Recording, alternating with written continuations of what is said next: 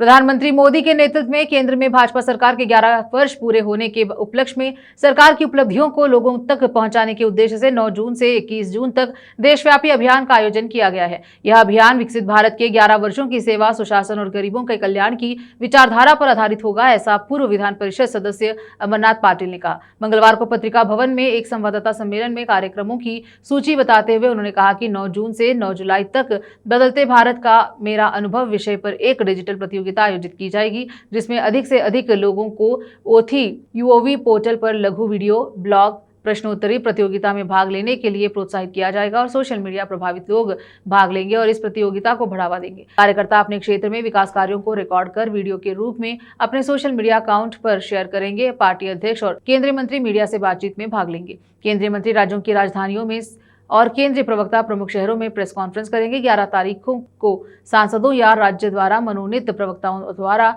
Press बातचीत, 11 वर्षों में केंद्र सरकार की उपलब्धियों पर आधारित प्रदर्शनी, पूर्व केंद्रीय मंत्री भगवंत खुबा, विधान परिषद सदस्य एमजी, संवाददाता सम्मेलन में मूले, पूर्व बूढ़ा अध्यक्ष बाबूवाली, पार्टी जिला महासचिव वीरप्पा और आदे, माधव हसूरे, नेता जगन्नाथ सिरकाटनल्ली, बसवराज पवार और अन्य उपस्थित रहे। कैमरामैन पपुराज का कवरेज। 40 ಕೋಟಿ ಜನಸಂಖ್ಯೆ ಉಳ್ಳುವಂತ ಪ್ರಜಾಪ್ರಭುತ್ವದ ದೇಶದಲ್ಲಿ ಕಳೆದ 11 ವರ್ಷಗಳಲ್ಲಿ ನರೇಂದ್ರ ಮೋದಿ ಅವರ ಸರ್ಕಾರದ ಸಾಧನೆಗಳು ಕೇವಲ ಒಂದು ಪತ್ರಿಕೆಗೋಷ್ಠಿಯಲ್ಲೇ ಸೀಮಿತವಾಗಿ ಇಡಬೇಕಾದ್ರೆ ಇದು ಬಹಳ ಕಷ್ಟದ ಕೆಲಸ ಅಂತ ನಾನು ಭಾವಿಸ್ಕೊಂಡಿದ್ದೀನಿ.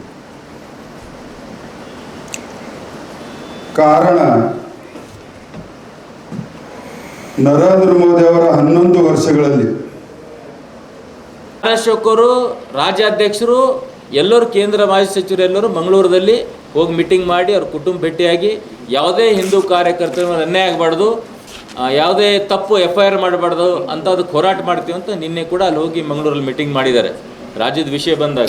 ಮತ್ತು ಸರಿ ಶುರು ಮಾಡಿ ಕೆಲವೊಂದು ನಮ್ಮ ಕೇಂದ್ರದ ಮಾಜಿ ಸಚಿವರು ಸವಿಸ್ತರವಾಗಿ ನಮ್ಮ ಮೋದಿಜಿಯವರ 11 ವರ್ಷದ ಸಾಧನೆ ಬಗ್ಗೆ ಕುಲಂಕುಷವಾಗಿ ಜಿಲ್ಲೆಗೆ ನಮ್ಮ ಪತ್ರಕರ್ತರಿಗೆ ತಿಳಿಸಿದ್ದಾರೆ. ಈ ಸಂದರ್ಭದಲ್ಲಿ ನಮ್ಮ ಜಿಲ್ಲಾಧ್ಯಕ್ಷರು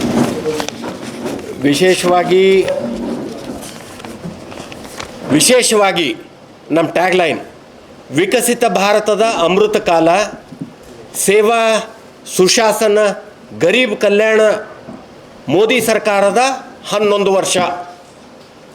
ಈ ಒಂದು ನಿಟ್ಟಿನಲ್ಲಿ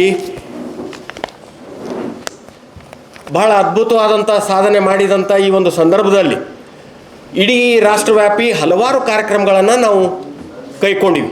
ನಮ್ಮ ರಾಷ್ಟ್ರೀಯ ಅಧ್ಯಕ್ಷರಾದಂಥ ಶ್ರೀಯುತ JP ನಡ್ಡಾಜಿ ಅವರು, ರಾಜ್ಯಾಧ್ಯಕ್ಷರಾದಂಥ ಶ್ರೀಯುತ BY ವಿಜೇಂದ್ರಜಿ ಅವರ ಒಂದು ಪಕ್ಷದ ಸೂಚನೆಯ ಒಂದು ಯೋಜನೆಗೆ ಅನುಗುಣವಾಗಿ ಆ ಒಂದು ನಿಟ್ಟಿನಲ್ಲಿ ಇವತ್ತು ಅತ್ಯಂತ ಒಂದು ಪ್ರಮುಖವಾದಂಥ ಪತ್ರಿಕಾಗೋಷ್ಠಿಯನ್ನು ಇವತ್ತು ಇಡೀ ರಾಜ್ಯದಲ್ಲಿ ನಾವು ಮಾಡ್ತಾ ಇದ್ದೀವಿ. ಅದೇ ಒಂದು ನಿಟ್ಟಿನಲ್ಲಿ ಇವತ್ತು ಬೀದರ್ದಲ್ಲಿ ಕೂಡ ಇವತ್ತು ನಾವು ಹೆಮ್ಮಿಕೊಂಡಿದ್ದೀವಿ.